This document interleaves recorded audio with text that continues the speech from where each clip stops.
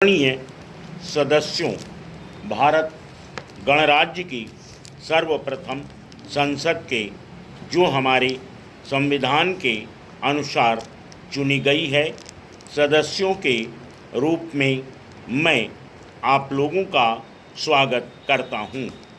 विधानसभाओं की रचना और राज्य के अधिपत्य संबंधी संविधान के उपबंधों को हमने पूरी तरह से कार्यान्वित किया है और इस प्रकार हमने अपनी यात्रा की एक मंजिल पूरी कर ली है।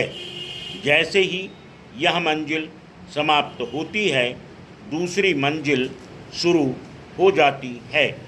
कोई भी जात या राष्ट्र अपनी भावी निर्माण यात्रा में आराम से नहीं बैठ सकता। 17 करोड़ से अधिक भारतीयों द्वारा नवनिर्वाचित संसद के सदस्यों के रूप में आप ऐसे यात्री हैं जिन्हें उनके साथ साथ आगे बढ़ना है। आपका यह बड़ा सौभाग्य है और आप पर भारी उत्तरदायित्व है।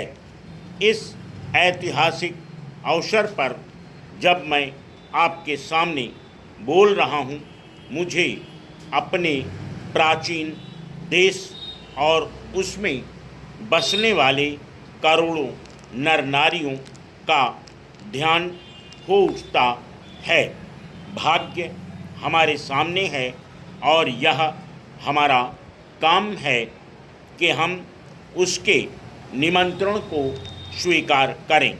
वह आह्वान महान भारत देश की सेवा के लिए है, जिसने इतिहास के ऊषा काल से ही, जबकि सहस्त्रों वर्ष पूर्व उसकी कहानी आरंभ हुई थी, सुदिन और दुर्दिन दोनों ही देखे हैं। इस दीर्घ काल में इस देश को महान गौरव भी मिला और हमारा भाग्य विपत्तिमय भी रहा। अब जबकि हम भारत की लंबी कहानी का नया अध्याय आरंभ करने वाले हैं, हमें पुनः यह निर्णय करना है कि हम उसकी सर्वोत्तम सेवा किस प्रकार कर सकते हैं। आपने और मैंने अपने इस देश की सेवा का व्रत लिया है। मेरी प्रार्थना है कि हम अपने व्रत में सत्यनिष्ठ सिद्ध हों और इसे पूरा करने के लिए अपना तन मन धन लगा दें। सुदीर्घ काल की पराधीनता के बाद भारत ने स्वतंत्रता प्राप्त की है।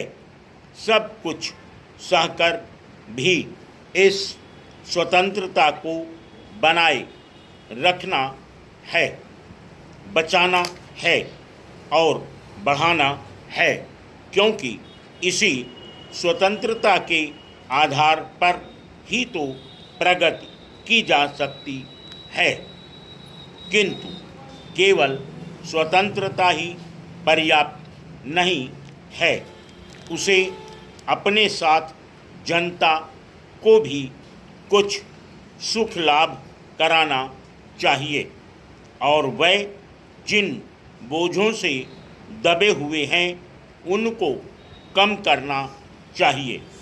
इसलिए यह बात हमारे लिए अत्यंत महत्वपूर्ण हो गई है कि हम तेजी के साथ जनता की आर्थिक उन्नति करने के लिए जुट जाएं और समता तथा सामाजिक एवं आर्थिक न्याय के जो उच्च आदर्श हमारे संविधान में अंकित हैं उनको पूरा करने के लिए हम प्रयास करने लगें। अपने सारे इतिहास में भारत ने मानवात्मा की कुछ अन्य प्रेरणाओं का प्रतिनिधित्व किया है।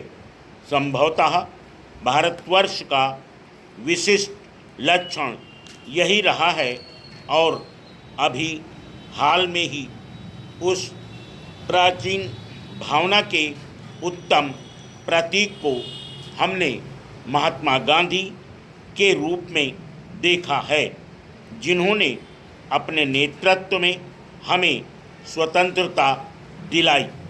उनकी दृष्टि में राजनीतिक स्वतंत्रता प्राप्त करना एक महत्वपूर्ण कदम था, पर मानवात्मा की महत्तर स्वतंत्रता की दृष्टि से वह केवल एक प्रयास मात्र था। Full stop.